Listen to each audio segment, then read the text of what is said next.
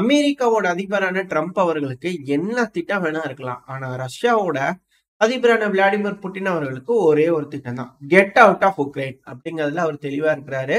ஏன்னா அவர் டைரக்டா அதை பத்தி எதுவும் பேசல. இந்த பேச்சுவார்த்தை நெகோசியேஷன் என்னதான் சொல்லிக்கிட்டாலும் இந்த 100 நாள்ல பிரச்சனை முடியணும், என்ன வேணா யார் வேணா என்ன சொல்லிக்கிட்டாலும் ரஷ்யா தரப்பு ஒரு விஷயம் தெளிவா இருக்காங்க. கெட் அவுட் ஆஃப் உக்ரைன் அப்படிங்கறதுல அவங்க தெளிவா இருக்காங்க அப்படிங்கிறத புரிஞ்சுக்க முடியுது. ஏன் அப்படின்னா ஒரே ஒரு செய்தி. செர்கி நெரிஷ்கின் அவர்கள் ஃபாரின் இன்டெலிஜென்ஸ் சர்வீஸ் ரஷ்யாவோட ஃபாரின் இன்டெலிஜென்ஸோட டைரக்டர் இப்போ அவர் தரப்பு ஸ்டேட்மெண்ட் வந்திருக்கு. நான் தயாரா இருக்கிறேங்க. இப்போ புதுசா அப்பாயின்ட் பண்ணப்பட்டிருக்காங்களே ஜான் ராட்கிளிஃப் அவர்கள் டைரக்டர் பேசுறதுக்கு தயாரா இருக்கேன், விருப்பம் இருந்தா பேசலாங்க அவங்க அப்படிங்கிறதோட வந்து பார்த்தீங்கன்னா இவர் தரப்புல இருந்து ஸ்டேட்மெண்ட்ஸ் வந்திருக்கு. ஒன்ஸ் ஒன்ஸ் சிஐஏவும் ரஷ்யாவோட எஃப்எஸ்பியும் பேசிக்கிட்டாங்க அப்படின்னா ஓகே கை மாறுது அப்படிங்கிற புரிஞ்சுக்கலாம். இன்னும் சில அனலிஸ்ட் தரப்பு வந்து எப்படி வருதுன்னா ஆசைகள் மேபி இருக்கலாம். ரஷ்யாவோட ப்ரொபகண்டா தரப்பு வந்து 100 நாட்கள் ட்ரம்ப் அவர்கள் அலோகேட் பண்ணிக்கிறார் இல்லையா, பூரா வாஷ் பண்ணுங்க, எல்லாம் அழிக்கணுமா எல்லாத்தையும் கிளீன் பண்ணிட்டு 100 நாள் எல்லாம் முடிச்சதுக்கு அப்புறமா கையில ஒப்படைச்சிட்டு வந்துருங்கப்பா அப்படிங்கிறதுக்காக வந்து ட்ரம்ப் அவர்கள் கொடுத்துருக்கிறாரு அப்படிங்கிற சொல்லிக்கிறாங்க. பட் எனக்கு அது பர்சனலா இல்ல, மேபி இருக்கலாம், எனக்கு தெரியாது. பட் ஆனால் வெயிட் பண்ணி தான் பார்க்கணும். ஆனா இப்போ நெருஷ்கினவர்கள் கிட்ட இருந்து இது போல ஒரு ஸ்டேட்மெண்ட் வந்திருக்கு. ஸோ வெயிட் பண்ணி பார்ப்போம் சிஏ தரப்பு வந்து பேசுறாங்களான்னு. என்னப்பா இருக்கு இதுல அப்படின்னு ஒரு கேள்விகள் வந்ததுன்னா சமீப காலமாவே சிஏஏ தரப்புல இருந்து உள்ள என்னென்ன சேட்டைகள் செஞ்சிருக்காங்க அப்படிங்கிற விஷயங்கள்லாம் வெளியே வந்துகிட்டு இருக்கு இல்லையா. அது நியூயார்க் டைம்ஸா இருக்கட்டும், பல அமெரிக்காவோட பத்திரிகைகள், மேற்குலக நாடுகளோட பத்திரிகைகள் இதை பத்தி விழா வரையும் எழுதியிருக்காங்க. எந்த அளவுக்கு எஸ்பிஓ ஜிஆர்ஓ உக்ரைன்ல இருக்கக்கூடிய சீக்ரெட் ஏஜென்சிலாம் இருப்பாங்க இல்லையா, ஸ்பை ஏஜென்சிஸ், ஸோ அவங்களுக்கு கூட இன்டெலிஜென்ஸ் ஏஜென்சி, ஸோ அதோட ஒட்டி உறவாடி இருக்கிறாங்க, எப்பத்திலிருந்து உறவாடி இருக்காங்க, மேம்படுத்தி இருக்கிறாங்க இவங்களோட உறவுகளை அப்படின்லாம் வந்து பார்த்தீங்கன்னா சொல்லிட்டு இருக்காங்க. ஸோ அந்த வருஷம் வச்சு பார்க்கும்போது இந்த மெய்டான் மூவ்மெண்ட் வந்தது, இது போல ஆட்சி கழிப்பு நடந்தது, விக்டர் யானகோவிச் அவர்கள் வந்து தூக்கி எறிஞ்சது, இது போல பல விஷயங்கள் இருக்கு இல்லையா. அதுக்கப்புறம் பெட்ரோ பொரோஷென்கோ அவர்கள் வந்தது, அதுக்கப்புறம் ஜெலன்ஸ்கி அவர்கள் வந்ததுன்னு ஏகப்பட்ட விஷயங்கள் இருக்கு. இப்போ சிஐஏவோட டைரக்டர் ஒன்ஸ் இவங்க கிட்ட பேச ஆரம்பிச்சுட்டு கை கழுவிட்டு போறாங்க அப்படிங்கிற சமிகை தெரிஞ்சிருச்சு அப்படின்னா ஒரு ஆட்சி மாற்றம் கண்டிப்பா உக்ரைனுக்குள்ள வரதுக்கு அதிக அளவுல வாய்ப்பு இருக்கு அப்படிங்கிற புரிஞ்சுக்கலாம். ஸோ அதுக்கப்புறம் ஒரு எலெக்ஷன் வரும். எலெக்ஷன் வந்ததுக்கு அப்புறமா அந்த இடத்துல விக்டர் யானுகோவிச் அவர்கள் அப்படி இல்லை புதுசா ஒரு நபர் உக்ரைன்ல வந்து மலர்ந்துருவாரு. மலர்ந்ததுக்கு அப்புறம் இந்த பிரச்சனை சுமூகமா முடிஞ்சிடும். அதுக்கப்புறம் வரக்கூடிய அரசியல்வாதிகளை வச்சு ரஷ்ய அதிபரான விளாடிமிர் புட்டின் அவர்கள் 2 பேரும் அதிபர்களும் பேசி ஒரு முடிவுக்கு வந்துருவாங்க. அதுதான் ரஷ்ய அதிபர் விளாடிமிர் புட்டின் அவர்கள் எக்ஸ்பெக்ட் பண்றாரு அப்படிங்கிறது போல ஒரு சாராம்சம் இதுன்னு தெரியுது. இதுக்கு மேற்குலக நாடுகள் கம்ப்ளீட்டா ஒத்துக்க மாட்டாங்க அப்படிங்கிறது தான் இதுல இருக்கக்கூடிய விஷயம். ஆனா ஒரு விஷயம் கிளியரா தெரிஞ்சிச்சு, ட்ரம்ப் அவர்கள் உக்ரைனோட ரீகன்ஸ்ட்ரக்ஷனுக்கு உதவ மாட்டாங்க, அமெரிக்கா பொறுப்பேற்றுக்காது அப்படிங்கிறதோட சொன்னதே மிக பெரும் இடியா இருந்திருக்கும். ஏன்னா பெருமளவுல இன்ஃப்ராஸ்ட்ரக்சர் எல்லாமே அழிஞ்சிருச்சு. இதுக்கப்புறம் உக்ரைன் வந்து பாத்தீங்கன்னா அதை ரீகன்ஸ்ட்ரக்ட் பண்ணதுக்கும் பணம் வேணும் அப்படின்னா எப்படி, சண்டை பிடிக்கிறதுக்கு தான் தர முடியும், எல்லாத்துக்குமே தந்துட்டே இருப்பாங்களா அப்படிங்கிற கேள்விகள் இருக்கு இல்லையா. என்ன ஏதோ தெரியலப்பா, கடவுளுக்கு தான் உழைச்சோம். ஜெலன்ஸ்கி அவர்கள் இப்போ ரெடியா தான் இருக்காரு. அது மட்டும் இல்லாம மால்டோவாக்கு வேறு போயிருந்தார். மாயம் சண்டை அவர்களவே பார்த்து பேசியிருந்தார். அந்த டைம்ல தான் வந்து பாத்தீங்கன்னா மிலிட்டரி எய்டு வருதுப்பா அப்படிங்கிறத நான் உங்களுக்கு ஹைலைட் பண்ணி காட்டுறேன். நேத்திக்கு செஞ்ச அந்த நியூஸ்ல வந்து பாத்தீங்கன்னா ஒரு மிலிட்டரி எய்டு வரும் அப்படிங்கிறத அவர் இன்னும் நம்பிட்டு இருக்கிறாரு. அப்படியா என்னங்கெல்லாம் தெரியல. பெருமளவுல செய்திகள் எல்லாத்தையும் வந்து பாத்தீங்கன்னா யூஎஸ் எய்டுக்கு முற்றுப்புள்ளி அப்படிங்கிற சொல்லிக்கிறாங்க. யூஎஸ் எய்டுங்கிறது இது போல சிஐஏ அவங்க உள்ள இறங்கி வேலை செய்யறதுக்கு, அது மட்டும் இல்லாம ஃபுட்டு இவங்களா இருப்பாங்க இல்லையா, நார்மலா மெடிக்கல் ரிலேட்டடான உதவிகள், உணவுப் பொருட்கள் விநியோகம் பண்றதுக்கு, இது போல ஏகப்பட்ட விஷயங்களுக்குலாம் வந்து யூஎஸ் எய்டு வந்து உதவியா இருக்கும். மிலிட்டரி எய்டு அல்லாத எய்டுகள் ரொம்ப அதிக அளவுல தேவை. அதெல்லாம் இருந்ததுன்னா தான் ஃபாரின்ல இருக்கக்கூடிய மர்சனரிஸா இருக்கட்டும், ஏஜென்ஸா இருக்கட்டும் உள்ள அதிக அளவுல ஆப்ரேட் பண்ண முடியும். இப்போ அவங்களால முடியாது அப்படின்னா எய்டு இல்லைன்னா முடியாது. அதுவே மிக பெரும் டிராபேக் தான். பட் இருந்தாலும் ஒரு மிலிட்டரி எய்டுக்காக எய்ம் பண்றாரு. அது மட்டும் இல்லாம இப்போ அடுத்த பேட்டிலுக்கு தயாராகிட்டு இருக்கிறாங்க உக்ரைன் தரப்பு. அதாவது முன்னேறி போய் ஒரு இடத்துல வந்து நம்ம டிஃபென்ஸ் லேயர் உருவாக்குறது வேற, இப்போ பின்வாங்கி ஒரு லேயர் வந்து பாத்தீங்கன்னா உருவாக்கிட்டு இருக்காங்களா அப்படின்னு கேள்விகள் வருது. இப்போ டிஃபென்ஸ் லேயர் எங்க உருவாக்கிட்டு இருக்காங்கன்னா பவலங்கராட்ல வந்து பார்த்தீங்கன்னா உருவாக்கிட்டு இருக்காங்க. மக்களே பெருமளவு உதவுறாங்க, வந்து ஃப்ரெண்ட்ஸ் லைன்லாம் வெட்டுறாங்க, பாருங்க எந்த அளவுக்கு உதவிகள் இருக்கு அப்படிங்கிற போல காமிச்சிட்டு இருக்காங்க. பெருமளவுல தயார் பண்ணிட்டு இருக்கு. இன்னும் என்ன லொகேஷன் இதே நல்லா வரைஞ்சு நீட்டா காமிச்சிட்டாங்க, அது வேற விஷயம். எல்லாத்தையும் காமிச்சிட்டிங்க அப்படின்னா ரஷ்யாவோட ட்ரோன்கள் பறந்து வருது கொஞ்சம் சுலபமா இருக்கும். நீங்களே ரூட் மேப் போட்டு இந்த டைம்ல நாங்க இங்க தோண்டுவோம், இன்ஜினியரிங் வெஹிக்கல்ஸ் இருக்கும், வந்து வேலையை காட்டுங்க அப்படிங்கிறது போல இவங்களே சொல்ற மாதிரி இருக்குது. பட் இருந்தாலும் பரவாயில்ல. பவலங்கிராட் பேட்டில் இதுக்கு அடுத்த ஸ்டேஜ்.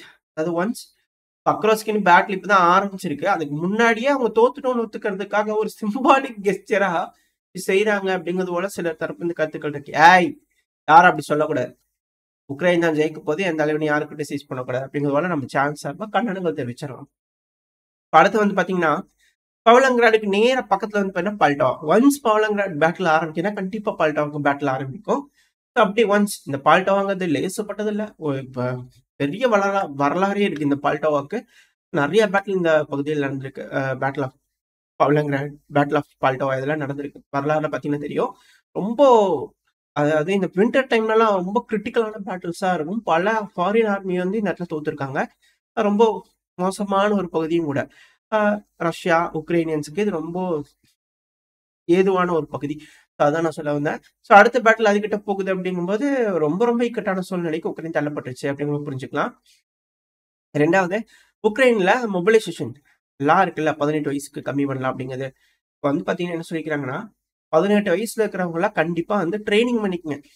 உங்களை வந்து மொபைலைஸ் பண்ணுவோன்ட்டு இல்ல, 25 வயசு ஆனதுக்கு அப்புறம் தான் இப்ப இந்த ட்ரைனிங் எடுத்துங்க அப்படிங்கலாம் அவங்க தரப்பு பேசுறதுக்காக ஆரம்பிச்சிருக்காங்க. இதுக்கப்புறம் ட்ரைனிங் எல்லாம் முடிஞ்சதுக்கு அப்புறமா போங்க, சும்மா தான் இருக்கிறீங்க, போங்க ஃப்ரெண்டுக்கு அப்படிங்கிறதோட சொன்னா ஆச்சரியப்படுறதுக்கு இல்ல. ஆனா அந்த பையன் சொன்ன ஐடியா நல்லா இருக்கு. அதை இம்ப்ளிமெண்ட் பண்ணுவாங்களா அப்படிங்கிறதா தெரியல. வெயிட் பண்ணி பார்ப்போம் உக்ரைன் தரப்பு என்ன செய்ய போறாங்கன்னு. முக்கியமான விஷயம் சிஐஏ, அதுக்கப்புறம் ரஷ்யாவோட ஃபாரின் இன்டெலிஜென்ஸ் சர்வீஸ், இவங்க 2 பேரும் பேசிக்கிறாங்களா அப்படிங்கிறது இதுல இருக்கக்கூடிய விஷயம். என்ன நடக்குது அப்படிங்கிறத பார்த்தோம்னா, இது ரஷ்யா உக்ரைன் பிரச்சனையோட அடுத்த கட்ட மூமெண்ட்ஸ் வந்து பாத்தீங்கன்னா இந்த இடத்துல இருந்து நம்மளால தெரிஞ்சுக்க முடியும்.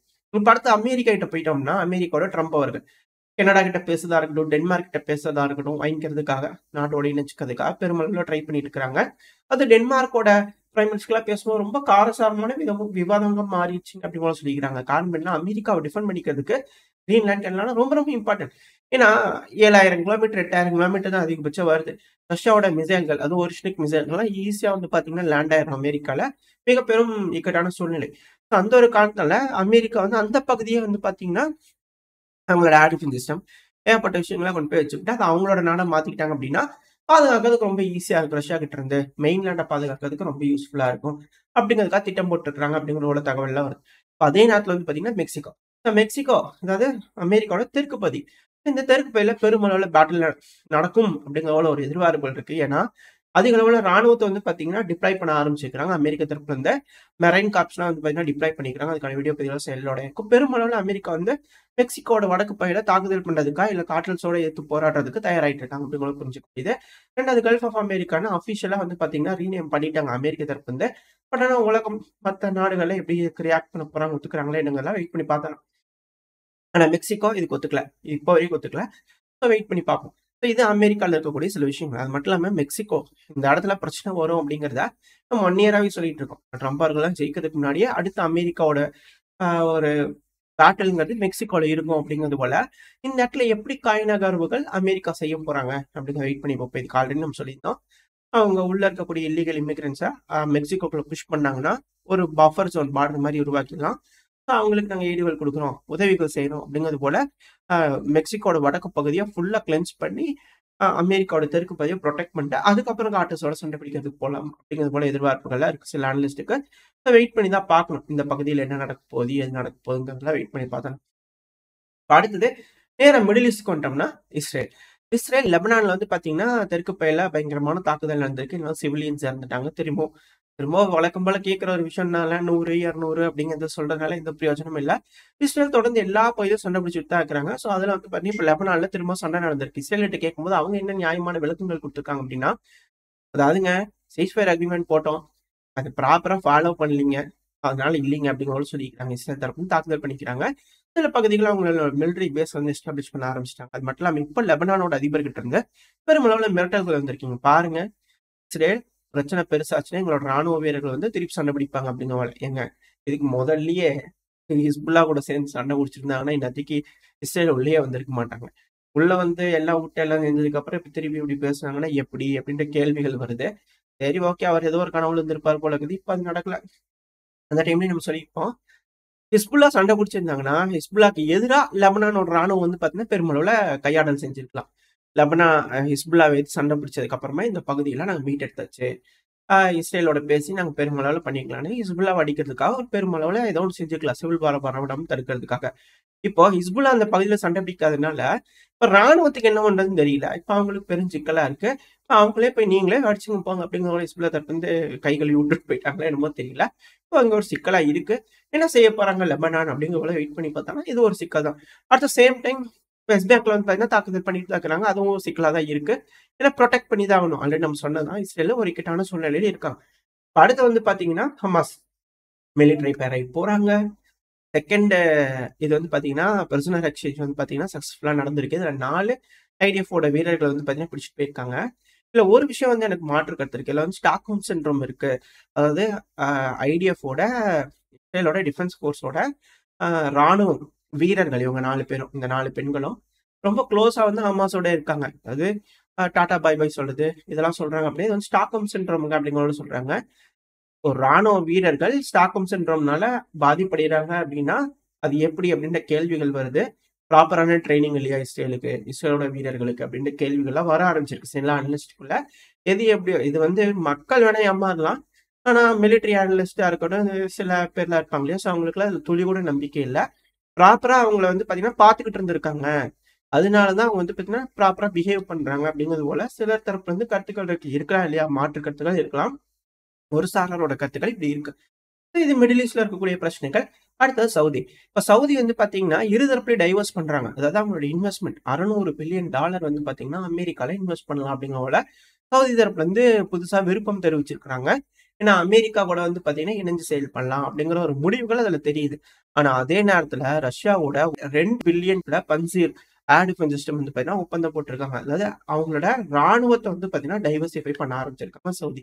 இது மிகப்பெரிய இழப்பு அமெரிக்காக்கு அப்படிங்கிற பல அனலிஸ்ட் வந்து கருத்துக்கள் இருக்கு. ஓரளவுக்கு மிடில் ஈஸ்டா இருக்கட்டும், ஈரோப்பா இருக்கட்டும், அமெரிக்காவா இருக்கட்டும், ஓரளவுக்கு செய்திகள் கவர் பண்ணிருப்போம்னு நினைக்கிறேன். அடுத்தது பதிவுல செய்திகள் வந்துகிட்டே இருக்கும். இந்த பதிவு எப்படி இருந்துச்சு, உங்களுக்கு பிடிச்சிருக்கா? பிடிச்சா லைக் பண்ணுங்க, உங்க ஃப்ரெண்ட்ஸ் ஷேர் பண்ணுங்க. ரெண்டாவது இந்த பதிவு பத்தி உங்களோட கருத்துக்களை கமெண்ட் செக்ஷன்ல சொல்லுங்க. இந்த பதிவு நல்லா இருக்கும் நம்பிக்கை அடுத்த சந்திக்கலாம். Stay safe. பை.